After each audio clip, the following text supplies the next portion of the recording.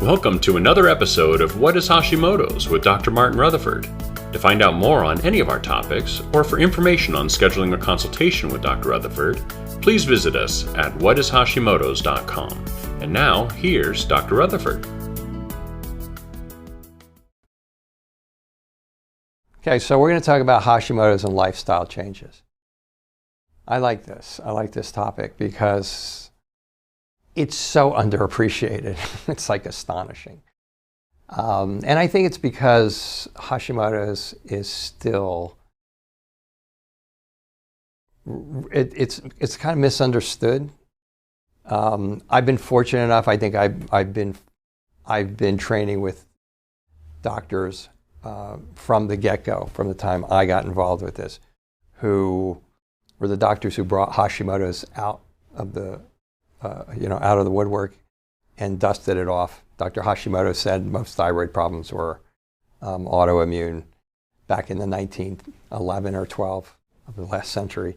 And then everybody made fun of him and it kind of went away. And then my mentor brought it back, and then his mentor and him worked together to work out the autoimmune prospect of it. And as a result, we look at it as a disease. And when you're looking at it for diseases, you're usually looking for pathogens. So you've probably heard, it's Epstein-Barr virus, it's cytomegalovirus, it's HHV6 virus, it's Lyme disease, and all of those can be triggers. The alternative medical doctors, or the alternative medical doctors that call themselves functional doctors or integrated doctors, they're still looking for the big time disease. They're still looking for all of those things I just told you and more. It's heavy metals and it's this, and all of those things can play a part in this. But really, the solutions are not exotic. It's food, it's toxins. Toxins are big. I think you can understand there's a lot of toxins flying around, but lifestyle is huge. Lifestyle is huge. And lifestyle changes are things that when you're doing them, they alter physiology in such a way that they flare up inflammation, and life is kind of inflammatory, and then they ultimately create an immune response against your thyroid. So right off the top of my head, lifestyle, the number one lifestyle trigger for autoimmunity is, and specifically for Hashimoto's, is stress. Because stress hormones cause your adrenal glands to put out a lot of hormones that create inflammatory responses. They put out adrenaline and noradrenaline, and they put out aldosterone, which raises your blood pressure, and they put out cortisol, which screws up your blood sugar if it's too much is put out, and then that creates inflammation and all that type of stuff, and that flares it up. So stress is like the number one trigger, I think, and it's also the number one lifestyle perpetuator, and it's one of those things that a lot of people usually have to deal with once we get them in control by herbs and botanicals, breathing techniques, taking a walk, praying, whatever it is. But stress is a big deal. And a lot of the other ones are very obvious. I mean, if you're a smoker, you're sucking up a ton of toxins into your system, and I'm not like admonishing you. Okay, smoking is like something that many of us might have done at some point in our life, and then got smart and quit. And it's not easy to quit. So, but I'm just saying, every time you smoke a cigarette, you decrease oxygen to your brain.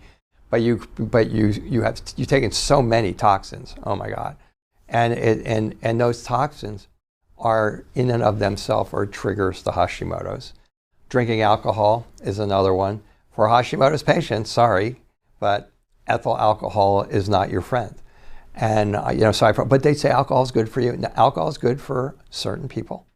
Okay, it's good for a lot of people, but it can alter physiology. Hashimoto's has something called molecular mimicry with your cerebellum, which is this part of your brain. And if you happen to be having that, you can be getting dizziness, vertigo, balance, migraines. They've looked in your ears, they've looked down MRIs, everything's normal. But the reality is you're getting attacks against your thyroid and your cerebellum at the same time. Well, cerebellum is what the police check. If you've had one or too many drinks, can you walk a straight line? How's your balance? Are you dizzy? And those types of things.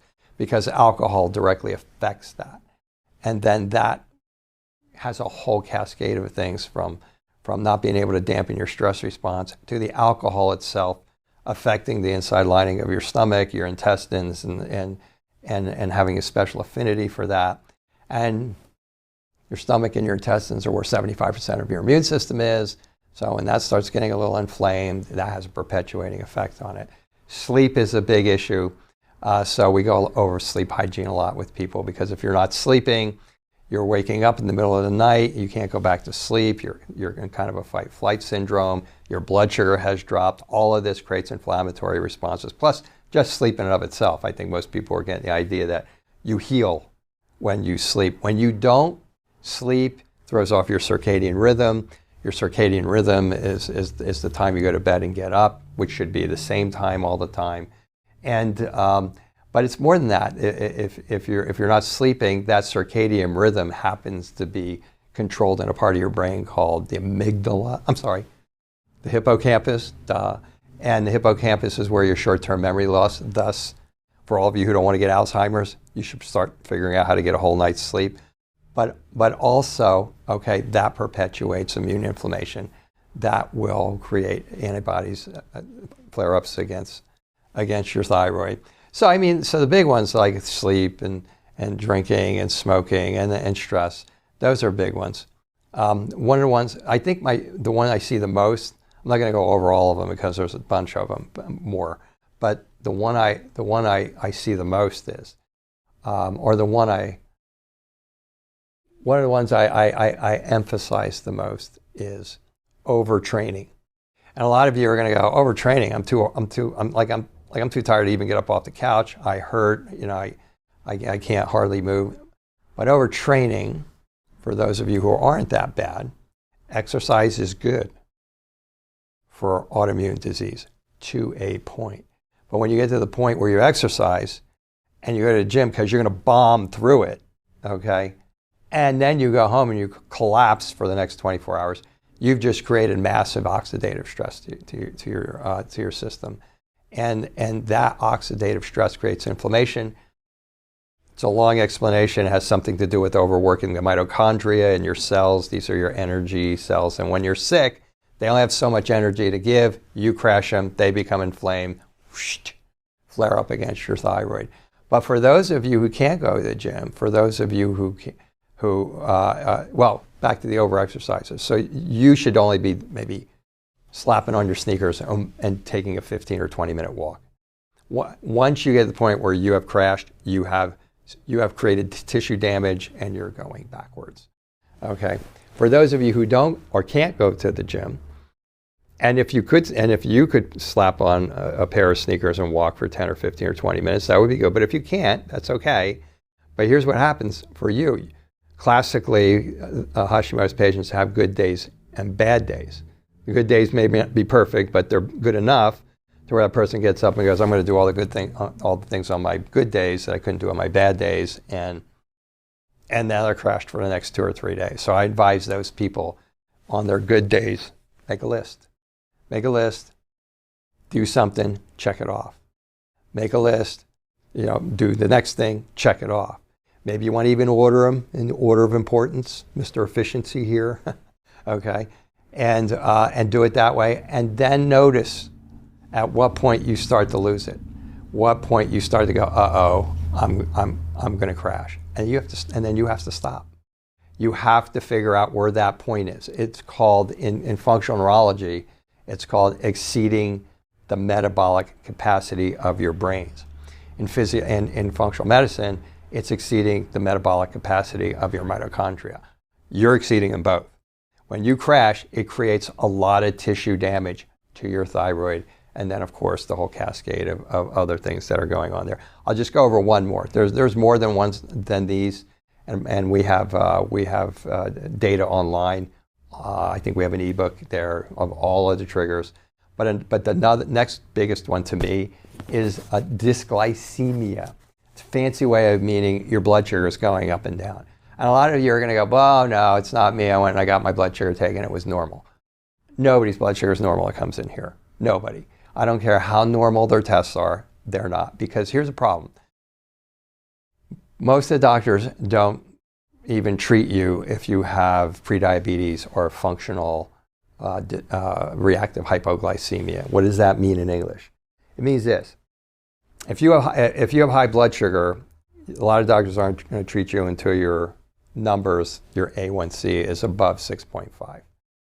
But if you're between like 5.6, 5.8, and 6.5, you're pre-diabetic. And you're going to get irritable, you're going to get shaky, you're going to fall asleep after meals, you're going to urinate a lot, maybe you can't lose weight, and so on and so forth. But you're also going to have a lot of low blood sugar symptoms as well as high blood sugar symptoms because you're not in full-blown high blood sugar yet. So what happens is when you eat something junky or you eat too much or something like that and your blood sugar goes up, and then you go like, and you fall asleep and you're getting these pre-diabetic type symptoms, eventually the blood sugar goes back to normal, but your blood sugar doesn't drop back to normal. It goes past normal, the low. Now all of a sudden you're irritable, you're shaky, you're blurred vision, you're lightheaded, you're anxious, you want to choke your husband or your wife. And so this is pre-diabetes. Insulin resistance is the same thing. And you're primarily there and going down here. Well, your doctors, number one, most of them don't even do anything with that other than maybe tell you to go exercise and eat better. But the reality is pre-diabetes doesn't show up on labs.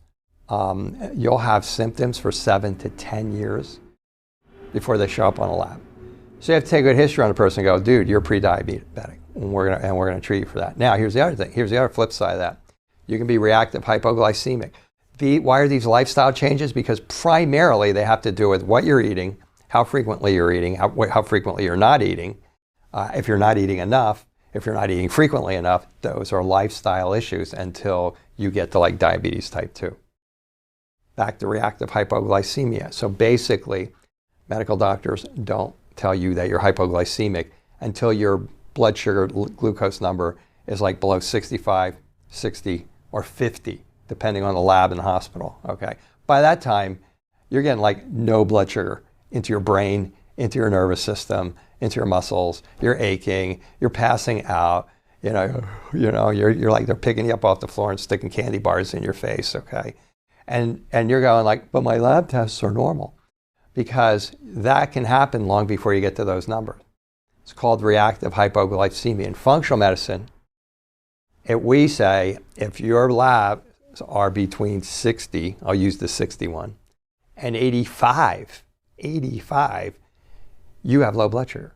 We like to see your blood sugar between 85 and 100. But again, it doesn't take as long for it to show up on the labs as prediabetes, but it still takes several years for it to show up on the labs. And then if it's not low enough, they're going to tell you that you don't have a low blood sugar problem. Low blood sugar is the most unappreciated lifestyle issue in period, frankly, but specifically in autoimmune thyroid disease. And it's a killer because every time your blood sugar drops, you get tremendous, or goes up, you get tremendous inflammatory responses. And without going through the whole pathways, what does inflammation do? It flares up your immune system, and your immune system attacks your thyroid. And other things, like this is like the person who has these two things. And if you go low blood sugar and you eat and you feel better, you don't just go back to normal. Now you go to high blood sugar. So you have high and low blood sugar symptoms. And then you go into the doctor and they go, oh, your lab tests are normal. Here, I think you're becoming bipolar. Let me give you some medications for that. If you think I'm joking, I hear that 20 times a year. So these are lifestyle changes, and there's more. Again, we have material online, but to really emphasize it, in the end, once a person finds a model that works for them, that gets them from where they want to be to like being like a normal or close to normal human being again, it really is about lifestyle changes, diet, and less about drugs. A lot less about drugs, and even a lot less about supplements at that point. So lifestyle changes are very big. I would encourage you to look online and see that the materials that we have relative to lifestyle change triggers, because they're about 25% of the 40 triggers that we know of for Hashimoto's thyroid disease. Thank you for joining us for another episode of What is Hashimoto's? To find out more on any of our topics, or for information on scheduling a consultation with Dr. Rutherford, please visit us at whatishashimotos.com.